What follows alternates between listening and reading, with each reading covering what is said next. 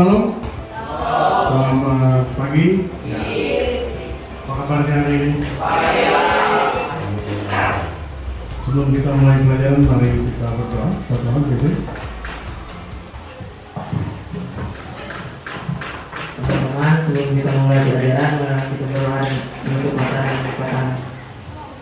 Berdoa pada hari ini kami ingin belajar ya Tuhan, berkatilah pelajaran kami ya Tuhan. Pimpinlah kami dari awal, pertengahan hingga akhir ya Tuhan. Tuhan, semoga yang menjadi pelajaran kami bisa menjadi ilmu bagi kami ya Tuhan. Dalam namamu kami berdoa. Amin. Baik. Ya. Masih ingat dengan minggu kemarin mengenai pengampunan ya, mengampuni. Nah, hari ini kita masih lanjut di mengampuni, yaitu bagaimana karya Allah di dalam Yesus Kristus untuk menyelamatkan dan mengampuni manusia. Sudah dilaksanakan mengampuninya? Sudah? Ya, KD-nya atau kompetensi dasarnya yang pertama adalah menjelaskan Allah mengampuni dan menyelamatkan manusia di dalam Yesus Kristus.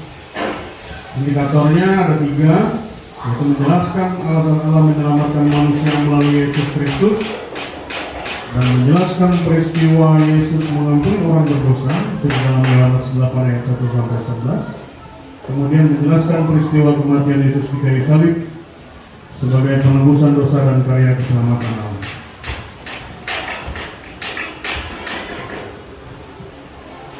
Tidak semua orang mampu atau mau mengakui kesalahannya. Contohnya siapa? Tidak mau mengakui kesalahannya. Yang pertama. Tidak mau mengakui kesalahan. Siapa? Ketika Adam dan Hawa, ya, itu manusia pertama. Mereka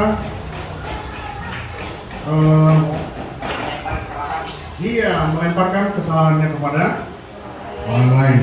Nah, kemudian mereka juga tidak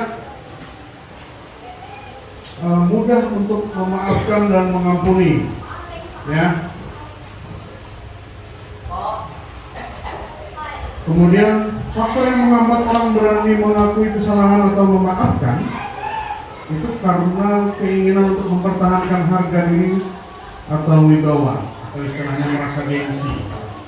Nanti aja loh, ya.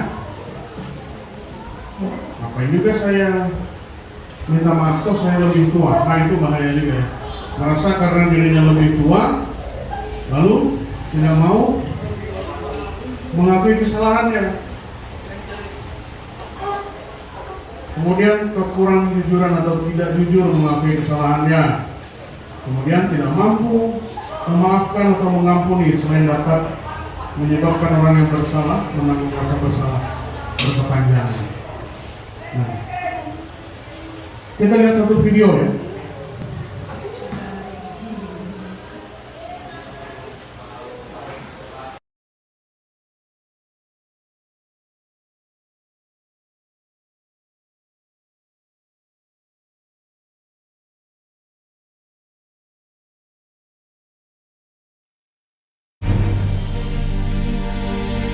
Tetapi Isa pergi ke Bukit Zaitun.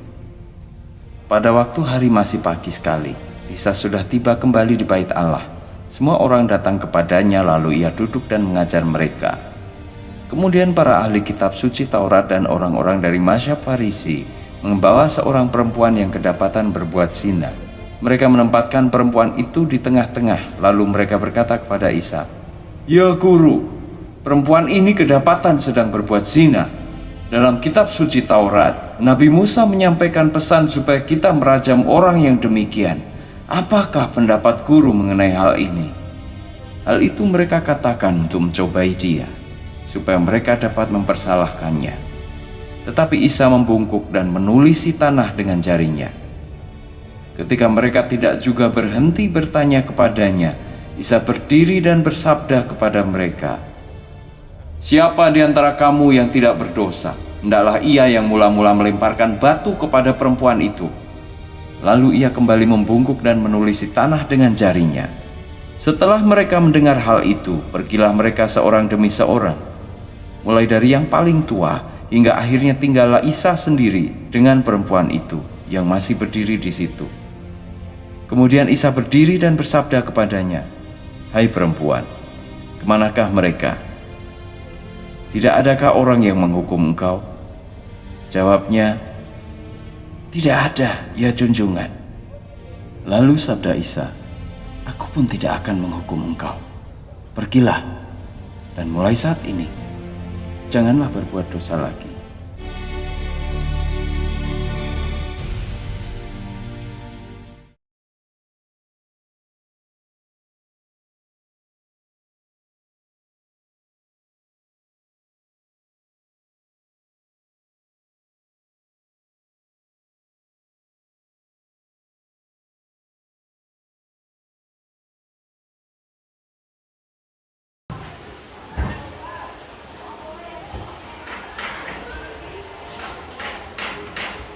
Nah, bagaimana sikap orang banyak ketika menemui perempuan yang tertangkap melakukan hal yang tidak baik, hal yang tidak senonoh itu tadi?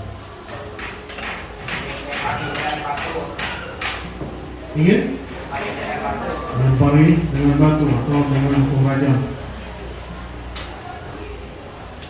Lalu apa sikap Yesus di situ?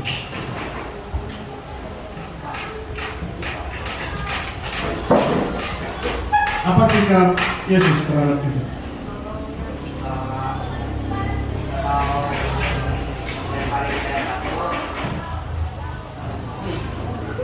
Jika Yesus berbicara, jika kalian ingin melemparinya dengan batu, yang merasa tidak berdosa melempar batu pertama. Yesus mengatakan yang tidak berdosa silahkan yang pertama melemparkan batu. Ada nggak yang tidak berdosa?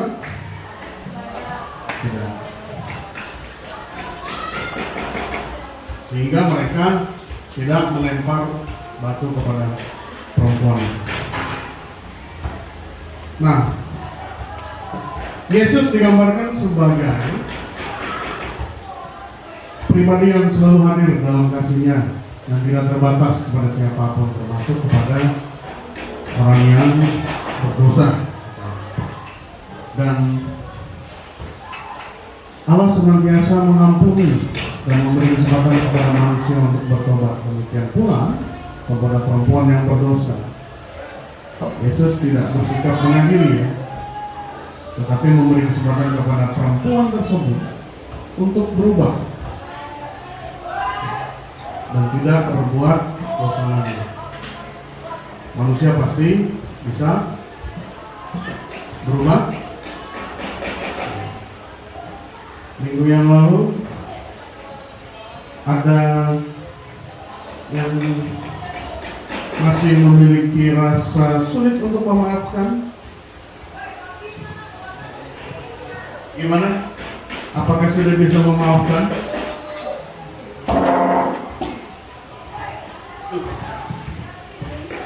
Bisa memaafkan sudah? Ya. Bisa Pak. Bisa. Melalui apa cerita kita minggu kemarin? Setelah mendengarkan materi yang kemarin tuh Pak, mikir jadi perbuatan yang terjadi itu Pak, kesalahan itu bisa jadi mati. Bisa ya?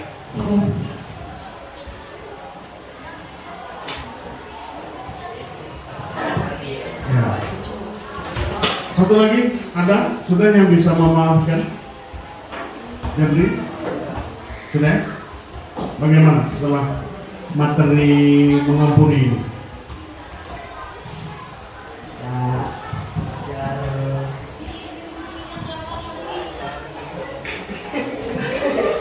Ya, pokoknya sulit apapun, berat apapun nanti dia untuk memaafkan, untuk mengampuni orang lain. Ya, terima kasih. Aren? Bagaimana Aren? Mau memaafkan? Masih. Ya? Mau memaafkan? Mau.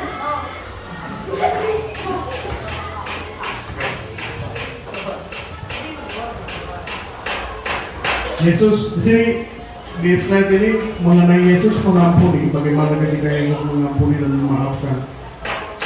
Nah, kalau karena ego tadi ya, situ ada bisa lihat di gambarnya. Karena ego, maka seseorang bisa melakukan hal yang membuatnya menjadi tidak bahagia. Tetapi ketika kita memaafkan, itu akan menjadi satu rasa tenang di dalam hati, kedamaian, tidak sakit hati lagi. Ya, nah ini damai satu dengan yang lain. Pada dasarnya semua orang ingin hidup damai. Jadi kita bisa mengakui orang lain, mengakui kesalahan yang sudah kita lakukan, mengampuni kesalahan orang lain. Nah itu lebih baik. Ya.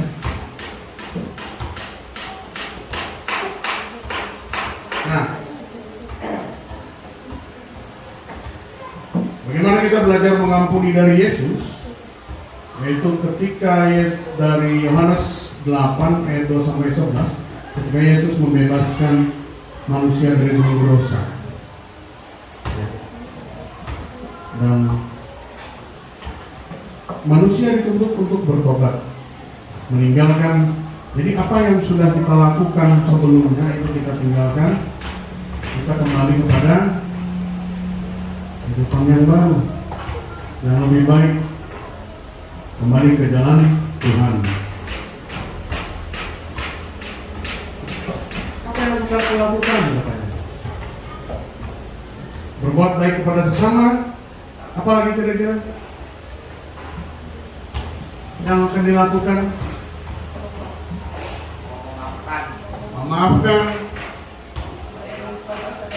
tidak menyimpan rasa dendam, apa itu? Merelakan dengan tulus hati.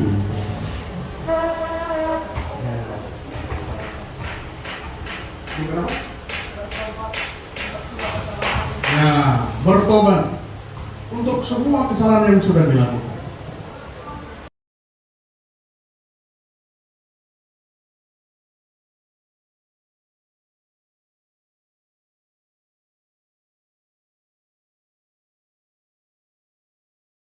Baik. Terima kasih untuk hari ini saya cukupkan, dan terima kasih juga sudah mau bersama-sama belajar bersama mengenai mengampuni. Kita akan berjumpa lagi minggu depan. Terima kasih. Salam.